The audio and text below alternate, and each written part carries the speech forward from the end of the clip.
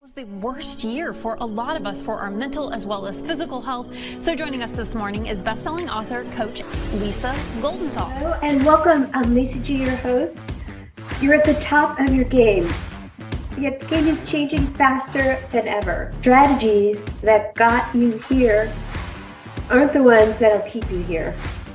The pressure is relentless, and the fear of obsolescence looms large. That's why I'm here.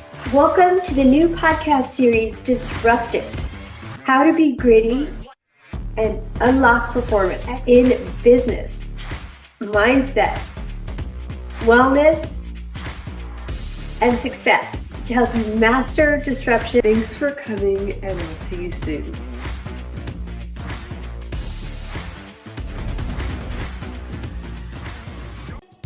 They call him the dopamine dealer on LinkedIn. He founded Standout Authority to work with entrepreneurs, business owners, and professionals like you, help you humanize your professional company brand on LinkedIn, which is my favorite social media.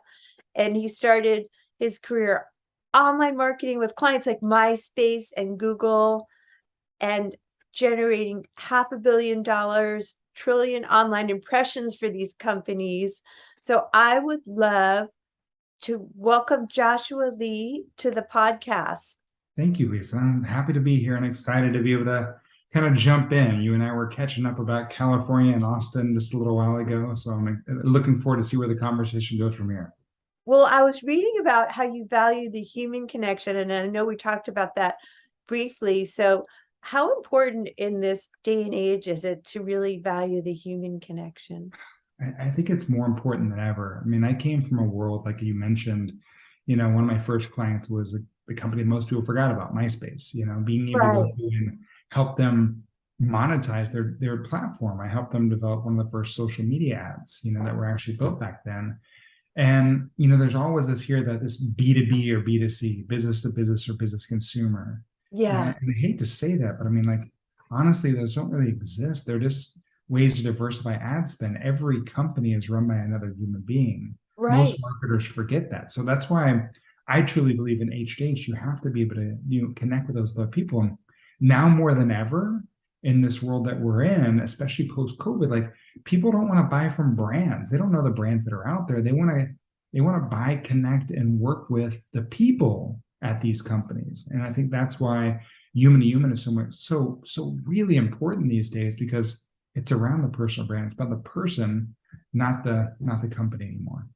I love that. And also know that you want to help people become more authentic. So how important is authenticity when you're doing human to human connection and just showing up that way? Yeah, I mean, Lisa, I'll be totally transparent with you. And that's the biggest thing, right? It's being transparent, not only online, but with yourself. Because the biggest thing that I've learned, if I look back in, I mean, running multiple companies, but I mean, that led me where I was like, oh, look at me, I'm Josh. I run these companies, but I was hollow. I wasn't really going through a lot, and actually led me to a point of honestly contemplating my own life in this world. And it realized it wasn't about those aspects.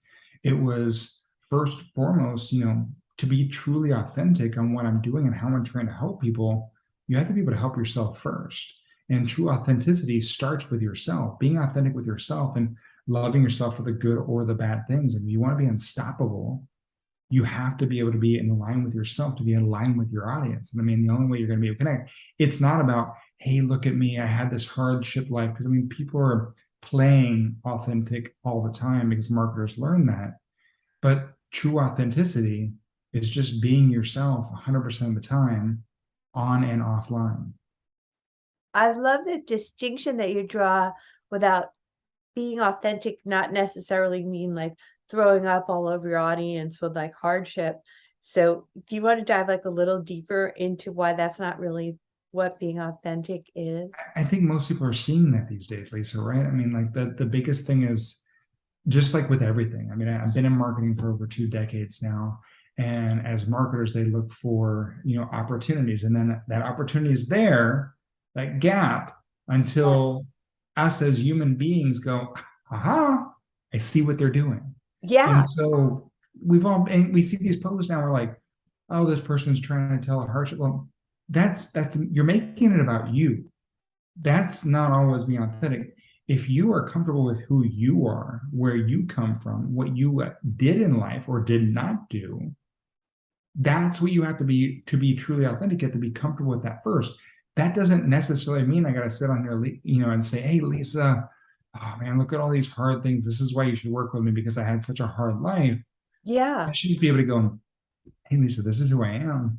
I want to make sure and understand who you are, what's going on, and make it about you. And that's truly authentic because I'm comfortable with myself first. The people that are actually going out there talking about themselves all the time, they haven't got that level of unstoppability within themselves first to be able to help Right. others. I just love, there's so much to unpack in this such a short podcast, but I just love that you were vulnerable and shared how important it was to you in your journey, and Yeah. and that it's so formulaic if that's all people are doing is going out there and sharing hardship. So like, I've been there, I can help you, I was this, and what I really liked what you just said right now is not to make it about you. Yeah. That's the hardest thing for all of us to do, right? I mean, to not make it about us, but make it about the person in front of them. Because this is why I was, called the dopamine dealer of LinkedIn, is because it was all about how do we actually understand the true algorithm that really matters. It's not LinkedIn's algorithm, Facebook's algorithm, whatever platform out there. Yeah. Those change all the time. The one algorithm doesn't change, it just evolves slowly over time, is the human algorithm. When you understand that, it's about being able to give little dopamine hits to be able to put someone in a flow state of just flow, right? Like if people go, oh, flow state, they're heightened. No, dopamine heightens. Flow state is a calm where two people are having a conversation and vibing and sharing energy. And to do that, it's a give and a take. And I mean, I've learned a lot of times, especially with humanity, human algorithm, it's really being able to give a compliment. Right? Those appreciating someone for something they never had appreciated, especially online, like liking a post, commenting on your profile, looking at your profile on LinkedIn, right? Because we can see everyone that does that and saying, hey, Lisa, I saw you looked at my profile. I just want to reach out and say thank you. Too often I appreciate it. I'd love to be able to connect with you, find out what pushed you to check me out. That right there, that's being authentic. That's being able to go through, and that's making it about them first and opening up a conversation. That is pure gold right there. I hope you guys are taking some notes and listening on how to really connect authentically and genuinely give people a compliment. I like to do that too, because I find that it has a ripple effect. If like somebody is nice to me, or I'm nice to someone, or I smile at somebody, then they can pass it on and it goes out into the world, generating more good vibes, which I feel like we need so much right now. Another thing 100%. I read about you that I think is so true and so real is that there is no work-life balance. Is that true? I mean, for my life, right? I mean, like I try to live this whole work-life balance, and it led me to a state where I was unhappy, where, I mean, I remember like just going through, and I mean, it just wasn't making sense anymore because balance is unachievable, right? Like anyone trying to be able to grow, you have to be able to grow, you have to be out of balance, right? To be able to Right. then go back in. Comfortable too. And yeah, I mean, I wrote a book called Balance is Bullshit, right? I Because of the love fact that. that it's about life integration. How do you integrate into life? How do you have harmony in your life to be able to go through? Because like for me, I made business everything. Well, that made me, that really, and then I played as hard as I worked, and I tried to balance the two, and it drove me insane to a certain point.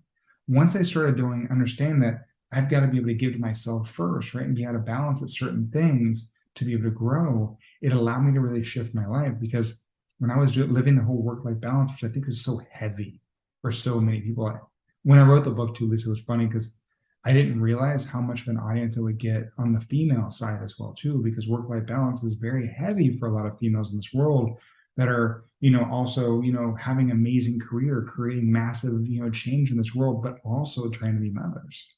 And having to balance is just a heavy word for that. And so like when you look at it, how do I integrate the things that give me power so then I can give that power back into the world is a much better way to be able to look at things. I love that. And I love how you shared that the work hard, play hard thing just doesn't work either. It's like I've heard that so many times. I'm like, yeah, I was in my 20s once and I thought that was fun.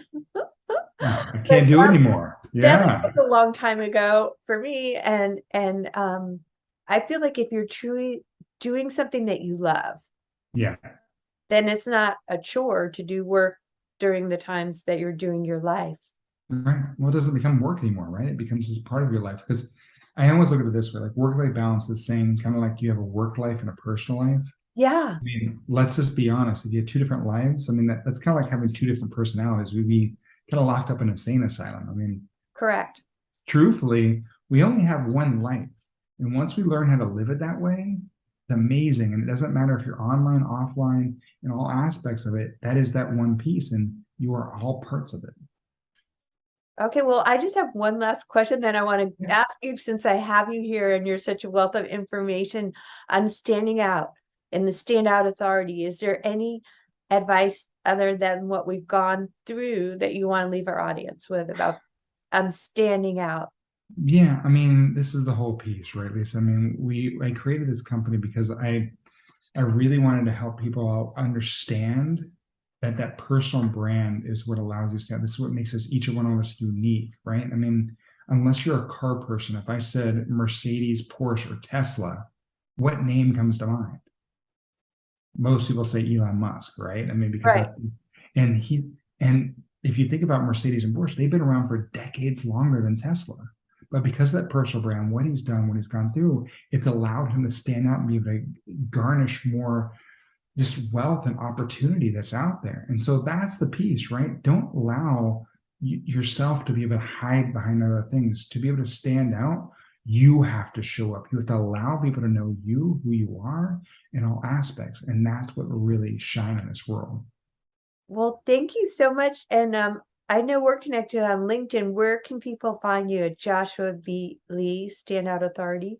Well, Lisa, that would be it. LinkedIn's the best place. And I mean, I love when people reach out to me on LinkedIn and don't just send me a blank connection request, right? I want people to send me a message, Lisa, and say, hey, Josh, I heard you on Lisa's podcast, The Unstoppable. And, I love Lisa because of X, because if they tell me different stories of why they listen to the podcast, what's going on, I can then share them with you. And then you and I can build a longer relationship as well, too. I love it. It's all about relationship building. Thanks for being 100%. a fantastic guest. Of course, Lisa. Thank you.